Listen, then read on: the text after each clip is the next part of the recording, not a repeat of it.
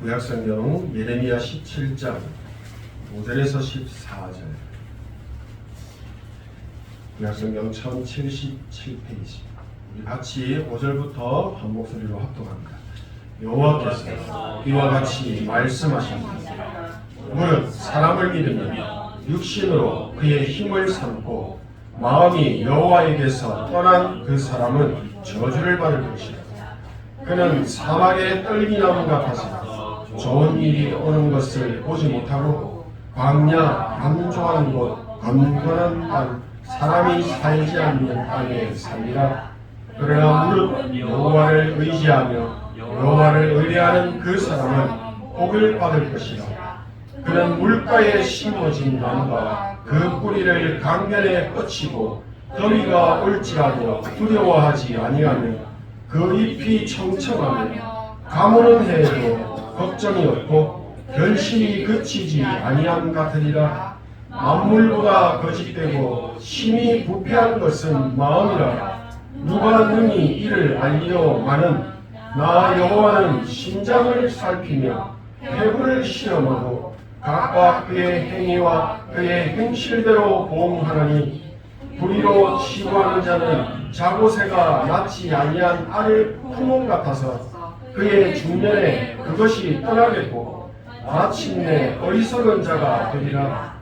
영원로우신 보좌여 시작부터 높이 계시며 우리의 성소이시며 이스라엘의 소망이신 여호와여 무릇 주를 버리는 자는 다 수치를 당할 것이라. 무릇 여호와를 떠나는 자는 크게 기록이 되었으니 이는 생수의 근원이신 여호와를 버림이니이다. 여호와여 주는 나의 찬송이시오니 나를 고치소서. 그리하시면 내가 낫겠나이다.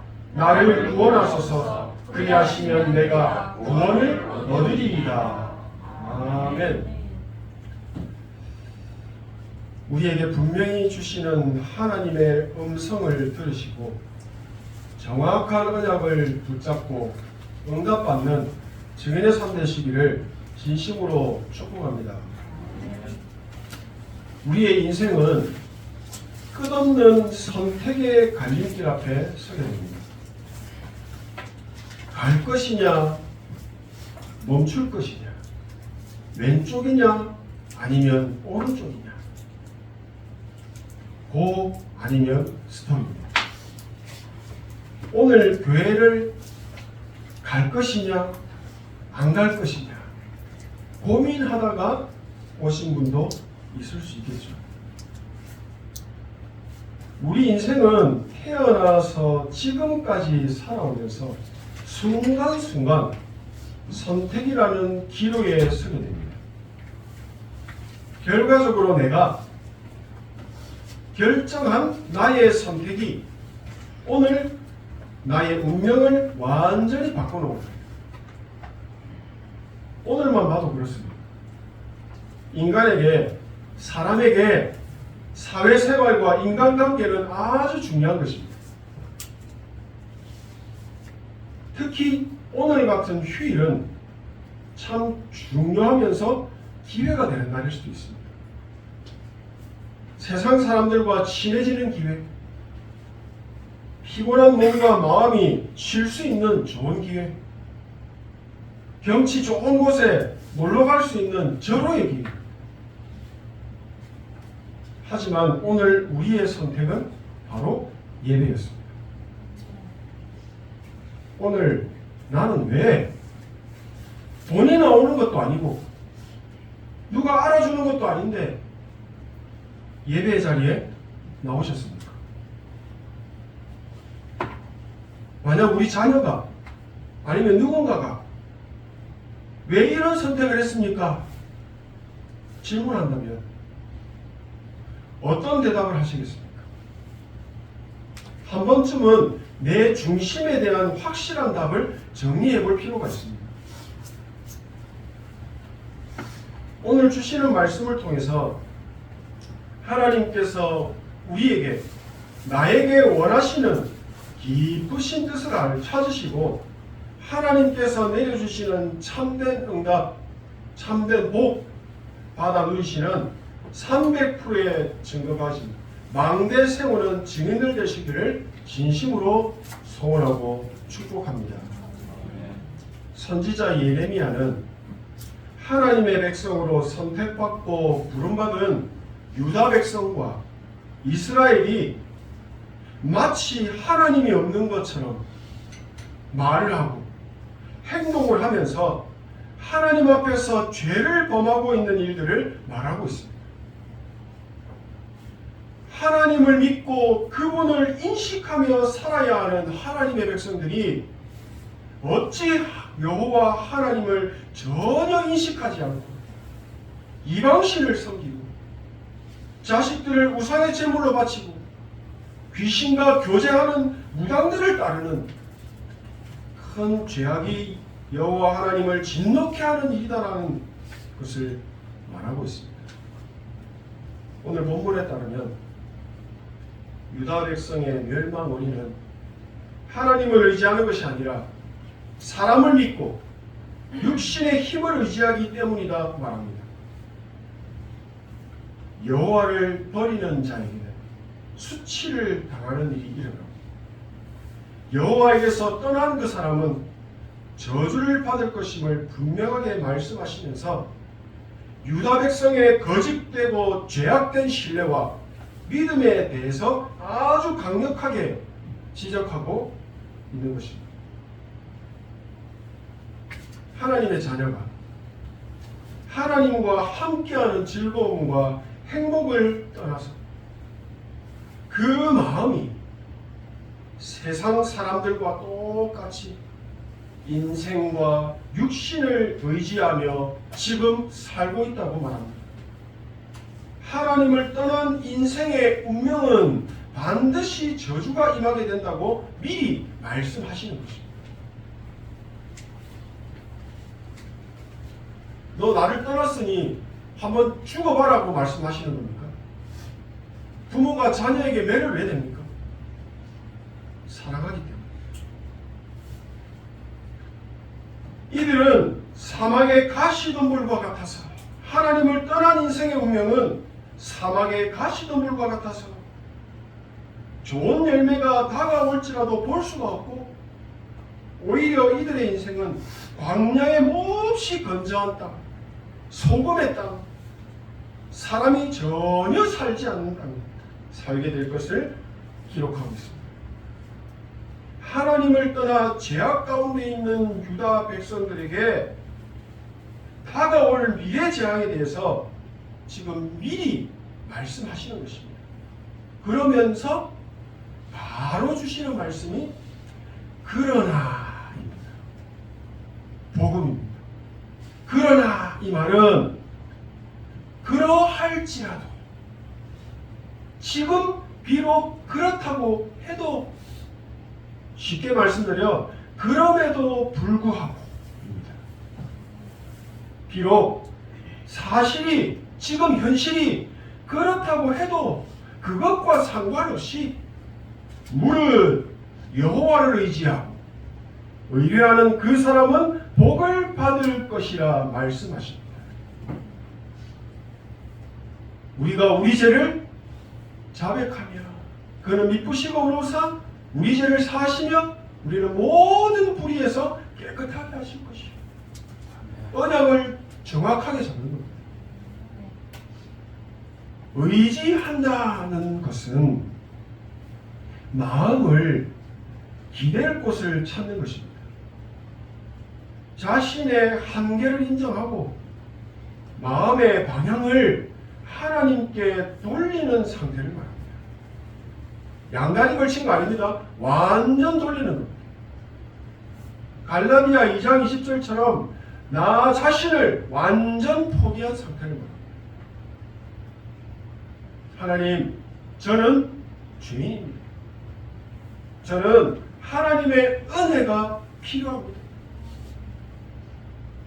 하나님의 말씀 없이는 저는 한 걸음도 걸어가지 않겠습니다. 아무것도 선택하지 않겠습니다. 이런 사람은 절대 실패하거나 망하지 않는다는 것입니다. 끝까지 내가 한번 해보겠습니다. 마음으로 하나님을 딱 내려놓고 말씀도 내려놓고 전적인 인간 중심의 걸음과 태도를 가지고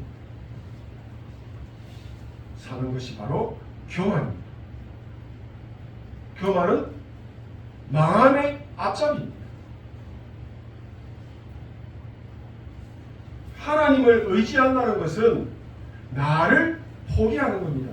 십자가에 나를 못 박아 죽이는 겁니다. 십자가에 못 박아야 합니다. 복음 앞에서 나를 죽여야 합니다. 내 마음의 중심을 오직 하나님을 향하게 하는 것이 의지입니다. 내가 주를 의지합니다. 그리고 의뢰한다는 말에는 한 걸음 더 나가서 적극적인 의미가 담겨져 있습니다. 단순히 마음을 기대는 것에 그치지 않고 지금 내가 직면한 당장 급하게 해결해야 될 현실의 문제, 이 해결을 실제로 하나님께 맡기고 던져버리는 것입니다. 이게 쉽습니까? 정말 어렵습니다. 망대에 세워져 있지 않으면 할 수가 없는 일입니다. 의지가 마음의 방향이라고 한다면 의뢰는 삶 속에서 일어나는 모든 행동이라고 보시면 됩니다.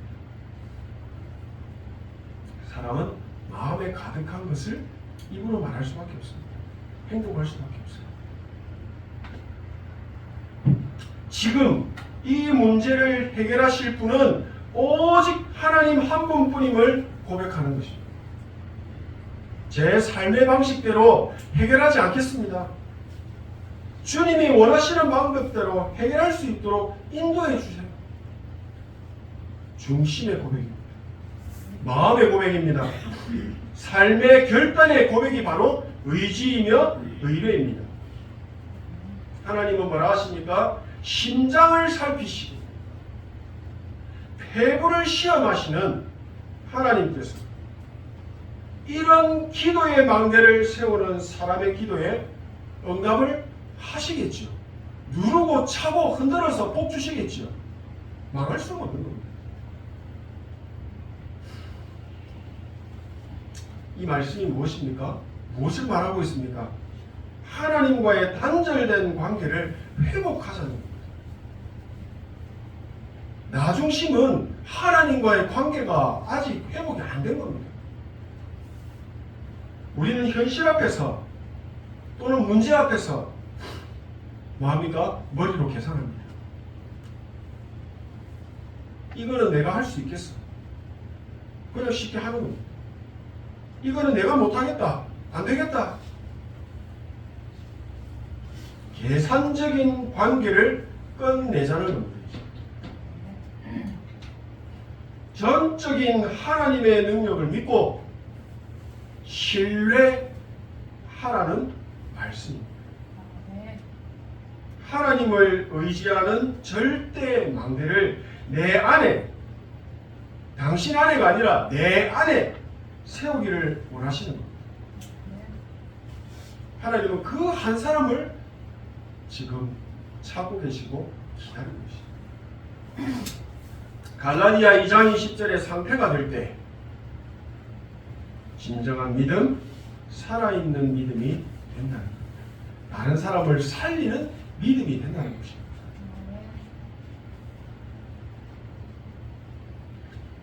하나님과의 관계가 회복되기 시작하는 것입니다. 능력이 많고 경제적인 힘도 넉넉하게 있고 아주 똑똑해서 일처리를 참 잘하고 권력과 같은 힘도 있어서 일이 되게끔 만드는 그런 사람들에게 복 주시는 것이 아니라 인간으로서 자신의 한계를 인정하고 하나님께 마음을 두는 사람, 현실에 해결해야 될 문제를 실제로 하나님께 맡기는 기도의 사람, 300%의 응답을 기다리며 절대 망대를 세우는 사람에게 형통한 축복을 주신다는 것입니다. 오늘 본문 8절에 그는 물가에 심어진 나무가 그 뿌리를 강변에 뻗치고 더위가 올지라도 두려워하지 아니하며 그 잎이 정정하며 가무는 해에도 걱정이 없고 결실이 그치지 아니함 같으리라. 쉽게 말씀드려 만사가 형통한 축복과 세계 복음화를 할 수 있는 진짜 응답을 빛의 경제를 내려주신다는 겁니다. 먹고 사는 것은 불신자들이 더 잘할 수도 있고 집에 있는 개가 더 잘할 수도 있습니다. 우리는 그런 인생이 아니라는 겁니다.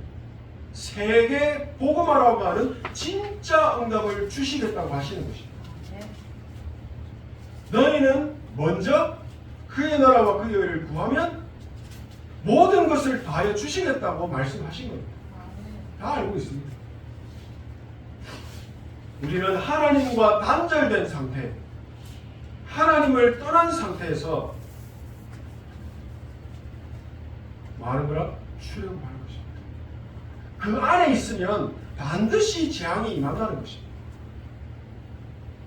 갈대아 우르를 떠나라 하신 것입니다.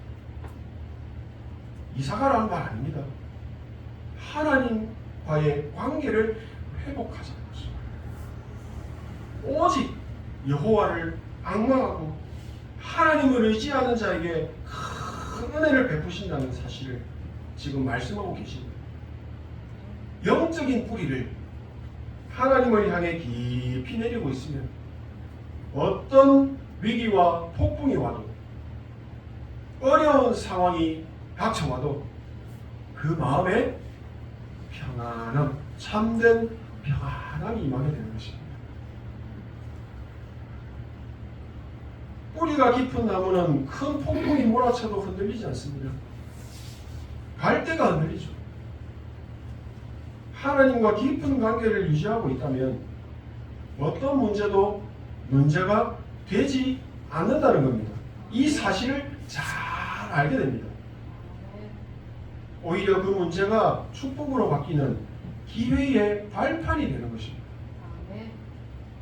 성경의 렘넌트 7명의 삶이 모두 다 그렇습니다. 그랬습니다. 마무리하겠습니다. 하나님께서는 우리 인간을 스스로 존재하시는 하나님처럼 만드시지 않으셨습니다. 우리 인간은 하나님께서 창조하신 피조물입니다. 아무리 잘나도 우리는 피조물입니다. 나무가 건강하게 살기 위해서는 땅을 의지하고 하늘의 빛을 의지하고 비를 의지하며 살아야 하듯이 우리 인간도 창조주이신 하나님을 의지하며 살 때 행복하도록 만들어 놓으셨다. 지금 우리가 하나님의 자녀로 삶을 누리며 지금 살고 있는 것도 이렇게 살고 있는 것도 결국 창세기 3장 원죄 문제 속에 있던 절대 불가능한 나를 인정하고 복음을 붙잡았기 때문입니다. 하나님을 모르고 하나님을 떠나 있을 때 내 인생은 답답했습니다. 너무 복잡했습니다. 되는 일도 없었습니다. 삶도 너무 힘들었습니다. 정말 고통스러웠습니다. 하지만 하나님을 만난 후에 나의 인생은 정말 완전 단순해져 버렸습니다. 고통이 없어지고 행복해졌습니다. 늘 평안합니다. 늘 감사가 됩니다. 과거보다는 오늘이 즐겁고 내일이 기다려집니다. 그때가 참 좋았지. 이 사람은 지금 나는 행복하지 않습니다 라는 말입니다. 나는 지금 불행합니다 라는 말입니다.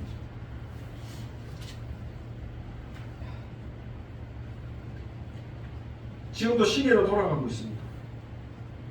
틀린 시계는 24시간 계속 틀리게 갑니다. 300% 응답 받을 수가 없습니다. 하지만 딱 멈춘 시계는 하루에 2번 정확하게 맞습니다. 이 말을 이해하셔야 됩니다. 오늘 본문의 예레미야 선지자는 이렇게 기도합니다. 여호와여, 주는 나의 찬송이시오니 나를 고치소서. 그리하시면 내가 낫겠나이다. 나를 구원하소서. 그리하시면 내가 구원을 얻으리이다. 이 사람이 복을 받는 것입니다. 우리가 마음과 생각을 돌이켜서 하나님을 향하는 기도를 누리게 된다면, 집중하는 기도를 누리게 된다면 전능하신 하나님께서 하늘 보좌의 능력과 축복으로 역사하실 것입니다. 응답하실 것입니다. 사도 바울은 나는 날마다 죽노라. 나는 죽고 내 안에 예수 그리스도께서 사시는 것이다. 이제 내가 육체 가운데 사는 것은 나를 사랑하사 나를 위하여 자기 자신을 버리신 하나님의 아들을 믿는 믿음 안에서 사는 것이다 라고 고백합니다. 이제는 틀린 시계처럼 살지 않겠다고 하는 나를 십자가에 못 박는 믿음의 기도이며 고백입니다. 오직 여호와를 앙망하겠다는 중심의 기도이며 고백입니다. 절대 망대를 세우는 기도를 누린 것입니다. 복음을 모르고 살 때는 나 자신의 욕망, 육신의 의식주, 오로지 그것만을 위해 살았지만 이제는 복음을 받았기 때문에 나는 이제 복음을 위해 살겠다고 하는 망대 기도입니다. 하나님이 이 사람을 가만히 두겠습니까? 그 업을 가만히 두겠습니까? 눈치 있으면 붙잡으시기 바랍니다. 하나님을 의지하고 의뢰하며 산다는 것은 300%의 응답을 믿고 기다리겠다는 것입니다. 하나님의 뜻이 제일 먼저, 가장 먼저 이루어지기를 기도한다는 확실한 언약을 붙잡은 누림의 기도인 것입니다. 이런 기도의 망대를 세우게 되면 반드시 시공간을 초월하여 역사하시는 하늘 보좌의 축복과 능력이 임하게 되는 것입니다. 여호와를 앙망하며 기도의 비밀 속으로 들어가는 그 한 사람, 나 한 사람 때문에 가정과 현장과 후대 속에 역사하던 모든 흑암 세력이 완전히 무너지는 것입니다. 하나님의 나라가 임해버린 것입니다. 마침내 하나님께서 주시는 참 300%의 응답을 받게 되고 237 나라 5천 종족 속에 예비된 절대 제자를 만나고 세우게 되는 성경적인 전도운동의 증거가 가진 증인으로 서게 될 줄로 믿습니다. 여호와 하나님을 의지하고 의뢰한다는 것은 바로 예배의 승리를 말합니다. 예배의 생명것이기 바랍니다. 하나님은 절대 그 사람의 이름을 부끄럽게 하지 않을 것입니다. 하나님을 믿고 의지하신다면 진짜 중심의 예물 드리시기 바랍니다. 하나님이 그 곳간을 어떻게 채우시는지 지키시는지 보시기 바랍니다. 하나님께서는 정확한 언약을 붙잡고 있었던 요셉의 모든 삶의 길을 축복으로 바꾸셨습니다. 위기가 오히려 세계복음화하는 최고의 기회가 되게 하셨습니다. 모든 상황 속에서 하나님의 말씀을 절대 놓치지 않는 기도 누림이 시작된다면 삶 속에서, 일 속에서, 사람과의 만남 속에서 속지 않게 됩니다. 이게 거짓말인지 진짜인지 분별할 수가 있게 됩니다. 사람의 말에 마음이 흔들리지 않습니다. 성령의 인도 속에서 참된 평안함을 누리며 살게 됩니다. 우리 안에 기도의 망대가 세워지면 절대 흑암의 공격에 영향을 받지 않게 됩니다. 하나님의 말씀이 살아 역사하시는 능력이 되어서 현장에서 성취되는 응답으로 나타나는 것을 보게 되실 것입니다. 내 안에 틀린 망대를 무너뜨리는 집중의 시간을 만드시고 이 시간을 통해서 하나님의 망대를 내 안에 세워야 합니다. 요셉은 어릴 때 하나님의 절대 망대를 세웠고 그 후에 모든 것이 응답으로 바뀌게 되면서 결국 세계 복음화에 쓰임을 받게 됩니다. 또 요게벳과 이새처럼 후대에게 절대 망대를 각인시킬 수 있었던 것은 그들 안에 하나님의 절대 망대가 먼저 세워져 있었기 때문에 가능했던 것입니다. 영적 대물림입니다. 절대 망대 세우는 한 사람의 기도가 후대를 살렸습니다. 우리 자녀를 살립니다. 미래까지 살립니다. 그리고 하나님의 역사를 보게 되실 것입니다. 지금 300%의 응답받는 기도의 힘을 가진 사람이 없다고 하십니다. 이 기도의 비밀을 누리는 한 사람이 세워지기를 원하신다 하십니다. 우리가 정확한 언약을 붙잡으면 반드시 그 언약의 망대 후대에게 전달되게 하실 것입니다. 내 안에 절대 망대를 세우는 기도에 집중하는 누림을 시작하심으로 300%의 증거 가진 증인의 여정을 가게 되시기를 진심으로 소원하고 축복합니다. 기도하겠습니다. 하나님 은혜 감사드립니다. 내 안에 하나님의 절대 망대가 세워지게 하옵소서. 그래서 2, 3, 7 나라 5천 종족의 절대 제자의 문이 열리는 것을 매일 확인하는 응답을 누리게 하옵소서. 예수 그리스도 이름으로 기도합니다. 아멘.